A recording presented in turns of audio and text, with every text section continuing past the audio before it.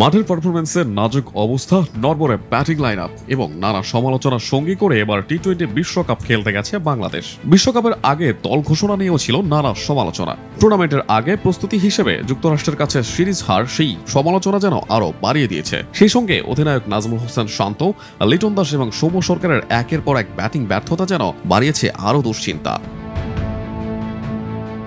চলমান বিশ্বকাপে যুক্তরাষ্ট্রের স্টেডিয়ামগুলোর বেশিরভাগই বানানো হয়েছে সাম্প্রতিক সময়ে। এর মধ্যে অনেকগুলো মাঠে আবার ব্যবহার করা হয়েছে ড্রপ ইন পিচ। আউটফিল্ডের অবস্থাও খুব একটা ভালো নয়। সব মিলিয়ে এসব উইকেটে রান করতে রীতিমতো সংগ্রাম করতে হচ্ছে ব্যাটারদের। ভারতীয় অধিনায়ক রোহিত শর্মাও প্রশ্ন তুলেছিলেন যুক্তরাষ্ট্রের পিচ নিয়ে। তবে উইকেট যেমনই হোক না কেন নিজেদের সেরাটাই দিতে চান বাংলাদেশ অধিনায়ক নাজমুল হোসেন শান্ত। তবে অজুহাত দেওয়ারও কোনো সুযোগ নেই বলেও জানালেন এই অধিনায়ক। যুক্তরাষ্ট্রের পিচে রান তুলতে বেশ লড়াই করতে হচ্ছে ব্যাটারদের। গত কয়েকটি ম্যাচে তা স্পষ্ট হয়েছে আরও। তবে শান্ত বলেন, এখানে অনেক অভিজ্ঞ প্লেয়ার আছে যাদের আগের বিশ্বকাপ খেলার অভিজ্ঞতা আছে, সেই অভিজ্ঞতা কাজে লাগবে। চলমান বিশ্বকাপে টাইগারদের জন্য এটি প্রথম ম্যাচ হলেও লঙ্কানদের এটি দ্বিতীয় ম্যাচ। এর আগে নিজেদের প্রথম ম্যাচে দক্ষিণ আফ্রিকার বিপক্ষে বাজেভাবে হেরেছে শ্রীলঙ্কা। সুপার 8-এ খেলতে হলে দুই দলের জন্যই ম্যাচটি বেশ গুরুত্বপূর্ণ। তবে পেছনের সবকিছু ভুলে ভালো কিছুই করতে চান নাজমুল হোসেন শান্ত। উইকেট নিয়ে খুব বেশি চিন্তিত নন টাইগার দলপতি। যার যা সামর্থ্য আছে তাই কাজে লাগানো খুব গুরুত্বপূর্ণ বলে মনে করেন শান্ত।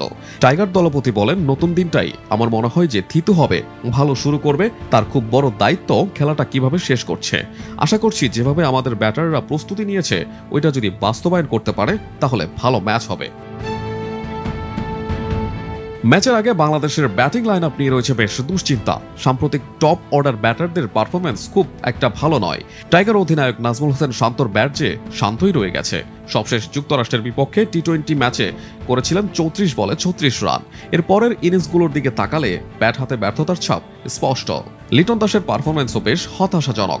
সৌম্য সরকার সবশেষ যুক্তরাষ্ট্রের বিপক্ষে রান পেলেও তার সাম্প্রতিক পারফরম্যান্স নিয়েও রয়েছে দুশ্চিন্তা। ক্রিকেটের সংক্ষিপ্ত এই আসরে বিশ্বমঞ্চে দুবারের দেখায় দুবারই হেরেছে টাইগাররা। তবে সবশেষ এসব কিছুই মনে রাখতে চান না টাইগার অধিনায়ক। নতুন দিনে নতুনভাবেই শুরু করতে চান নাজমুল হোসেন শান্তর দল।